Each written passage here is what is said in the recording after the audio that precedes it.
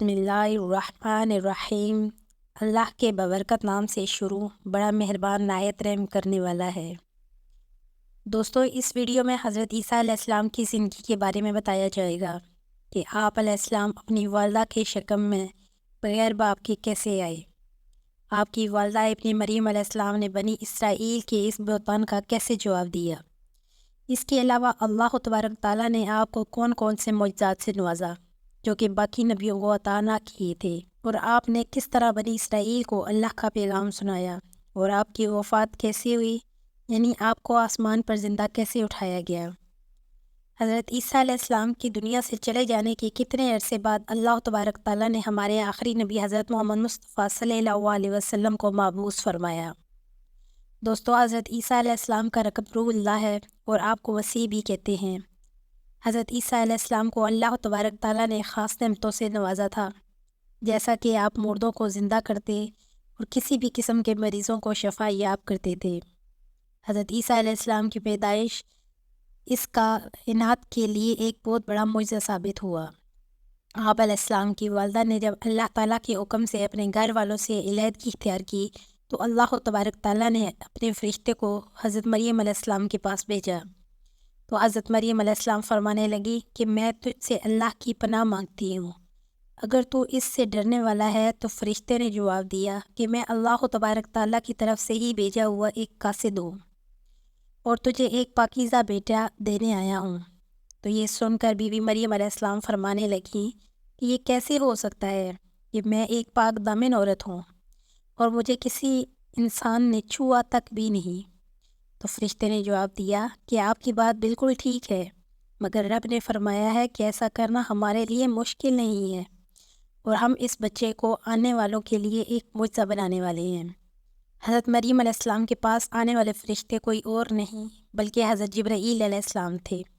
چنانچہ حضرت جبرائیل علیہ السلام نے پھونک ماری تو حضرت مریم علیہ السلام حمل سے ہو گئی۔ حضرت مریم علیہ السلام نیک، پاک دامن اور عبادت گزار تھی۔ حضرت مریم علیہ السلام نے اپنے اور لوگوں کے درمیان آڑ بنا لی تھی، انہیں کھانا بھی پردے کے پیچھے سے پکڑا دیا جاتا اور انہیں اللہ کی طرف سے خاص قسم کا رزق ملتا رہا۔ چنانچہ وقت گزرتے گزرتے جب ولادت کا وقت قریب آیا تو آپ ان لوگوں سے بہت دور یعنی بیت اللہ میں چلی گئیں۔ جب آپ علیہ السلام کو درد ذی شروع ہوا تو آپ ایک کھجور کے درخت کے پاس گئیں، تو اس وقت آپ کے منہ سے الفاظ نکلے کہ کاش میں اس سے پہلے ہی مر جاتی اور لوگ مجھے بھول چکے ہوتے۔ تو اس وقت اللہ تبارک تعالیٰ کی طرف سے ایک آواز آئی کہ پریشان نہ ہو، تیرے رب نے تیرے پاؤں کے نیچے سے چشمہ جاری کر دیا ہے، اور جب تو اس کھجور کو ہلائے گی تو اس سے تازہ اور پکی ہوئی کھجوریں گریں گی۔ پھر اللہ تبارک تعالیٰ نے فرمایا کہ اگر تجھ سے کوئی بات کرنا چاہے تو بات نہ کرنا، اور کہنا کہ میں اپنے رب کی رضا کے لیے روزہ رکھا ہوا ہے۔ جب حضرت عیسیٰ علیہ السلام کی ولادت ہوئی تو حضرت مریم علیہ السلام بہت پریشان تھی کہ آپ لوگ مجھ سے کیا کہیں گے۔ چنانچہ حضرت مریم علیہ السلام واپس بنی اسرائیل میں آئیں تو لوگ طرح طرح کی باتیں کرنے لگے کہ مریم تو نے یہ کیسی حرکت کی ہے۔ تو اس پر حضرت مریم علیہ السلام نے گود میں اٹھائے ہوئے حضرت عیسیٰ علیہ السلام کی طرف اشارہ کیا، اگر مجھ پر یقین نہیں تو اس بچے سے ہی پوچھ لیں۔ تو سب لوگ کہنے لگے کہ یہ دودھ پیتا بچہ ہمیں کیا بتائے گا۔ چنانچہ اس وقت اللہ تبارک تعالیٰ کی طرف سے معجزہ ہوا۔ حضرت عیسیٰ علیہ السلام اللہ تعالیٰ کے حکم سے بولنے لگے اور اللہ کی بڑائی بیان کرتے ہوئے فرمایا کہ میں اللہ کی طرف سے بھیجا ہوا پیغمبر ہوں، اور اس نے مجھے کتاب بھی عطا فرمائی ہے اور مجھے بابرکت بنا کر نماز اور زکوٰۃ ادا کرنے کا حکم دیا ہے۔ میرا اور تمہارا پروردگار اللہ ہی ہے، تم صرف اسی ہی کی عبادت کرو، یہی سیدھا راستہ ہے۔ جب لوگوں نے یہ معجزہ دیکھا تو سب حیران رہ گئے۔ دوستو، اللہ تعالیٰ کے اس معجزے کے بعد کئی فرقے گمراہ ہوئے اور لوگ کہنے لگے کہ مریم اللہ تعالیٰ کی بیوی ہیں، نعوذ باللہ، جس کی تردید اللہ تعالیٰ نے سورہ مائدہ میں کی ہے کہ بے شک وہ لوگ کافر ہیں جنہوں نے کہا کہ مسیح ابن مریم ہی اللہ ہے، حالانکہ مسیح نے ہی ان سے کہا تھا کہ اے لوگوں، صرف اللہ کی عبادت کرو جو کہ میرا اور تمہارا رب ہے۔ جو بھی اللہ تعالیٰ کے ساتھ کسی کو شریک ٹھہراتا ہے بے شک اس کا ٹھکانہ جہنم ہے، اور اس وقت گناہ گاروں کی مدد کوئی نہ کرے۔ سورہ اخلاص میں اللہ تعالیٰ فرماتے ہیں، آپ کہہ دیجئے کہ اللہ ایک ہے، اور وہ بے نیاز ہے، نہ اس سے کوئی پیدا ہوا اور نہ ہی وہ کسی سے پیدا ہوا اور نہ ہی اس کا کوئی ہم سفر ہے۔ وقت گزرتا گیا، آپ کی پرورش بیت اللہ میں ہوئی۔ چنانچہ اللہ تعالیٰ نے حضرت عیسیٰ علیہ السلام اور بیوی مریم علیہ السلام کو دنیا کے لیے نشانی ظاہر کرنا تھا۔ چنانچہ حضرت عیسیٰ علیہ السلام نے بچپن میں ہی کافی علم حاصل کر لیا۔ اللہ تعالیٰ نے سورہ مومنون میں فرماتے ہیں، اور ہم نے عیسیٰ اور ان کی والدہ کو ایک نشانی بنایا ہے اور پھر ان کو صاف اور بلند جگہ پر پناہ دی۔ چنانچہ پھر حضرت مریم علیہ السلام حضرت عیسیٰ علیہ السلام کی ہمراہ بیت اللہ سے بیت المقدس کی طرف روانہ ہوگی۔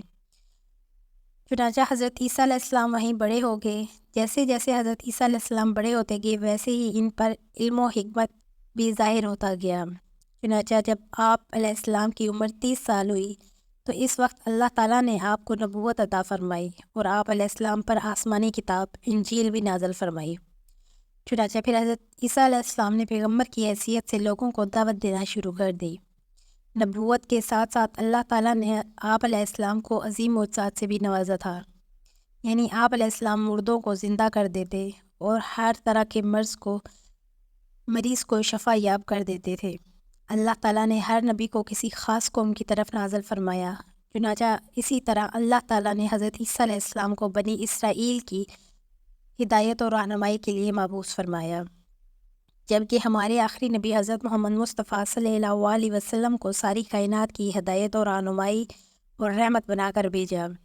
چنانچہ حضرت عیسیٰ علیہ السلام اللہ تعالیٰ کے عطا کردہ ان معجزات سے پیدائشی اندھوں کو بینائی عطا فرما دیتے، کوڑی کو کوڑ دور ہو جاتا، اور اگر برس والے کے جسم پر آپ علیہ السلام ہاتھ پھیر دیتے تو اس کا جسم ٹھیک ہو جاتا۔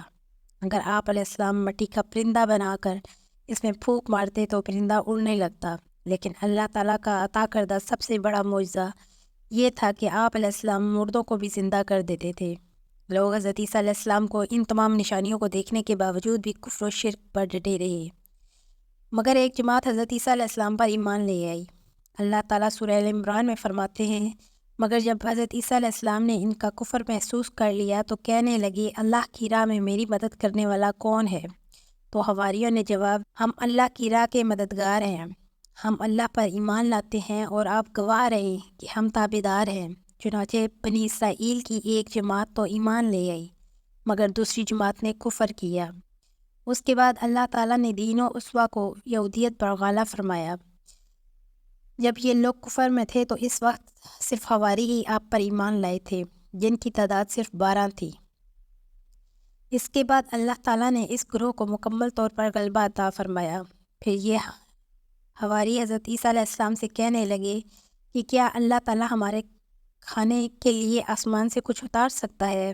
تو حضرت عیسیٰ علیہ السلام فرمانے لگے کہ تم لوگ کیسی باتیں کر رہے ہو؟ تو وہ لوگ کہنے لگے، اگر ایسا ہو جائے تو ہمارا ایمان اور بھی زیادہ مضبوط ہو جائے گا۔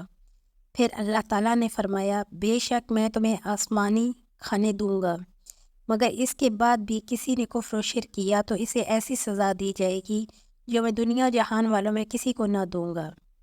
آخرکار اللہ کے حکم سے وہ آسمانی کھانے اترنے لگے، چنانچہ انہوں نے اس کھانے کو کھایا اور ایمان پر قائم رہے۔ ان مسلسل معجزات کا لوگوں میں چرچا ہونے لگا۔ اب یہودی عالموں اور بادشاہوں کو یہ فکر ستائی جا رہی تھی کہ لوگ ان کی پیروی کو چھوڑ کر عیسیٰ ابن مریم کے پیروکار ہوتے جا رہے ہیں۔ چنانچہ اب ان کی حکومت ڈگمگانے لگی۔ اب یہ لوگ اپنی بادشاہت کے ساتھ دینی طور پر بھی کمزور پڑ رہے تھے۔ جب یہودیوں نے ساری صورتحال کو دیکھا تو وہ اپنے یہودی عالم کے پاس گئے اور اسے عیسیٰ علیہ السلام کے بارے میں بتانے لگے کہ وہ خود کو یہودیوں کا بادشاہ خیال کرتا ہے اور دعویٰ کرتا ہے کہ وہ بہت جلد ہی ہم سب پر قابض ہو جائے گا۔ چنانچہ بادشاہ کو اپنی حکومت کی فکر ہونے لگی اور اس نے اپنے سپاہیوں کو فوراً حکم دیا کہ اسے سولی پر چڑھا دیا جائے۔ چونکہ اس وقت سزا کا یہی طریقہ تھا کہ آدمی کو قتل کرنے کے بجائے سولی پر لٹکا دیا جاتا تھا اور ہاتھوں پیروں میں کیلیں ٹھوک دی جاتی تھیں۔ چنانچہ یہودیوں نے مل کر حضرت عیسیٰ علیہ السلام کو قتل کرنے کا ارادہ کیا۔ اس وقت حضرت عیسیٰ علیہ السلام کو نبوت ملے 3 سال ہو چکے تھے۔ انجیل متی کے مطابق یہودیوں نے روم کے گورنر کو حضرت عیسیٰ علیہ السلام کے خلاف ابھارا تھا۔ چنانچہ اس گورنر نے اپنے سپاہیوں کے ساتھ مل کر حضرت عیسیٰ علیہ السلام کو گرفتار کرنے کی سازش تیار کی۔ اس وقت حضرت عیسیٰ علیہ السلام کے خاص حواریوں میں ایک شخص جس کا نام یہودا تھا کوئی 30 دینار سے جاسوسی کے لیے تیار کر لیا۔ ان دنوں حضرت عیسیٰ علیہ السلام مذہبی تہوار منانے کے لیے بیت المقدس میں آئے ہوئے تھے۔ چنانچہ حضرت عیسیٰ علیہ السلام اپنے ساتھیوں کی ہمراہ شہر سے باہر سامی جگہ رات گزارنے کے لیے تشریف لے گئے اور پھر اپنے شاگردوں سے علیحدگی اختیار کر کے اللہ تعالیٰ سے دعا فرمائی کہ اے میرے اللہ، اگر ہو سکے تو یہ میری موت مجھ سے ٹل جائے۔